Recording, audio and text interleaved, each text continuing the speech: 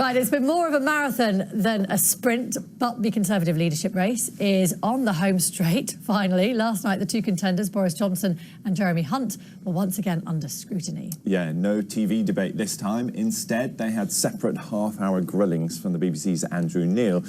He refused to give either of them an easy ride. Take a look. You talk about Article 5B. In Paragraph 5. 24. Article 24. Get the detail right. 5, Get the detail right, Andrew. It's Article 24, Paragraph 5B. And how would you handle Paragraph 5C? I would confide entirely in Paragraph 5B, because that is... How would you get round what's in 5C? I would confide entirely in Paragraph 5B, which is Do you know what's enough in 5C? for our purposes. No. Is there any chance we could still go into 2020 and still be a member of the EU? I don't believe so, no. But you don't rule it out? I don't believe that would be the case, because you if don't, well, this is why people don't really trust you on this. No. No? You will follow the questions I want to ask, Right. not the ones you want to be asked. A lot of Tories look at you and they say, we tried you. It didn't work. Trying Theresa in trousers isn't going to be any better. Well, let's hear what two political journalists thought of those performances. Sonia Sodha is from The Observer, and we've got Tom Hardwood as well, who is from Guido Fawkes. Morning, both of you. I don't know how much sleep you got last night. Maybe you were buzzing after the Andrew Neil interviews. But I wonder, I know, Sonia, you wouldn't classify yourself as a Conservative, but you would prefer to see Jeremy Hunt perhaps win this contest. Where do you think... Well, I think he's the lesser of two evils. OK, so that's how you would put it. Where do you think he was most wobbly last night? Jeremy Hunt. So I think it was when Andrew Neil was pressing him for a date on which Britain would leave the EU. I think Jeremy Hunt was right not to give a firm answer on that, though, because of course it doesn't just depend on us. I do have to say that I think both of the interviews last night confirmed that both of these men are living in fantasy land when it comes to Brexit. Jeremy Hunt because he thinks he's going to get a renegotiated withdrawal deal, but of course if that's what you want to do, you can't give a guaranteed date. The EU has, however, said that they're not going to be reopening that agreement. And then Boris Johnson is in fantasy land because he seems to think, you know, a no-deal Brexit, we could carry on trading without tariffs. And I think he got very exposed on that by Andrew Neil yesterday evening. Well, you shake your head, Tom Hardwood, but there was quite a wobble, wasn't there, around the whole 5B/5C element of GATT24. Now, for our listeners just waking up at whatever 11 minutes past 7 on a Saturday morning, can you explain what that's all about and why it's significant? Sure.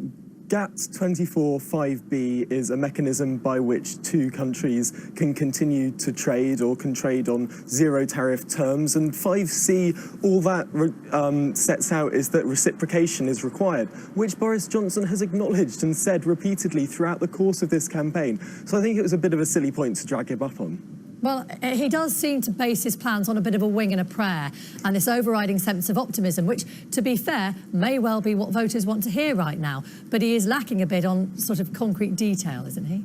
I'm not sure. I don't think you have to memorise treaties in order to be on top of the detail. These are things that Boris has acknowledged over the course of this campaign, and there's a reason why he's soaring ahead in almost all of the polls.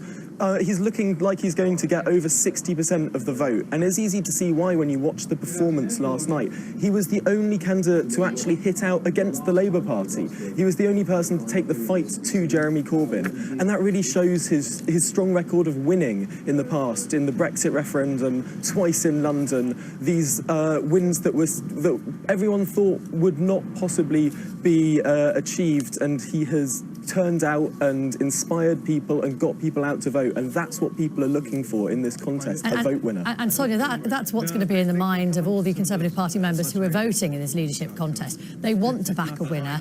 There is a sense that they think Boris Johnson is the man to do that. Although, interestingly, not as many people have already voted as we thought would have done by this stage in the contest. So it does seem like there are still votes up for grabs. That's true. I think this is very much Boris Johnson's contest to lose, though, as lots of people have said. I think, of course, there were fewer votes that have been cast than people might have been expected. But I really think the chances of Jeremy Hunt winning this are slim. Two things I want to pick up Tom on, though. First of all, Boris Johnson did come out at first and say, it's fine, we can crash out with no deal and we will be able to trade without tariffs. So Andrew Neil was absolutely right to pick him up on that. The other thing is that Boris Johnson is not surging ahead in the polls that count. Fine, he might be doing very well with Conservative members, but actually when you look at polling of voters in general, it's Jeremy Hunt who's been pulling ahead. And I think that's because voters who aren't Conservative supporters, people like me, they watch Boris Johnson's performance in these debates, in these interviews. He comes across as blustering, someone not on top of the detail, a bit of a bully, in fact, the way he conducts himself in these debates and interviews.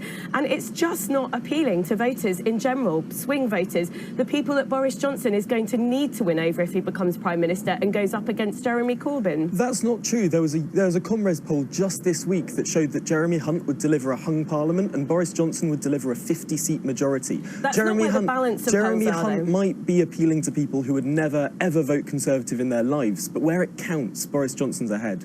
Yeah, I mean, at the end of the day, both these candidates are going to be subject to the will of the EU27 for a start, and whatever that side determines to negotiate, but also the will of Parliament as well. So they're going to be heavily restricted in whatever they set out to achieve. I'm not so sure. So Boris Johnson has said that he'd keep almost everything on the table in terms of dealing with Parliament, in the same way that Remainers in Parliament have made unprecedented moves, going against history and precedent in order to get their point across. Jeremy Hunt has taken some crucial tactics off the table, meaning it will be harder for him to deal with Parliament, harder for him to get through his policy agenda. So Boris is really miles ahead in this front in terms of keeping crucial tactics on the table. I think some of those crucial tactics that Tom is talking about is the proroguing of Parliament, which is would be absolutely unprecedented, completely undemocratic. Lots before. No, that's not true. Not in these sorts of circumstances. And it would be, it's ironic because actually what people like Boris Johnson said during the EU referendum campaign was leaving the EU is about giving control back to Parliament. And now he wants to shut Parliament down because Parliament isn't willing to support the catastrophic crashing out of the EU that Boris Johnson, we know that he would contemplate.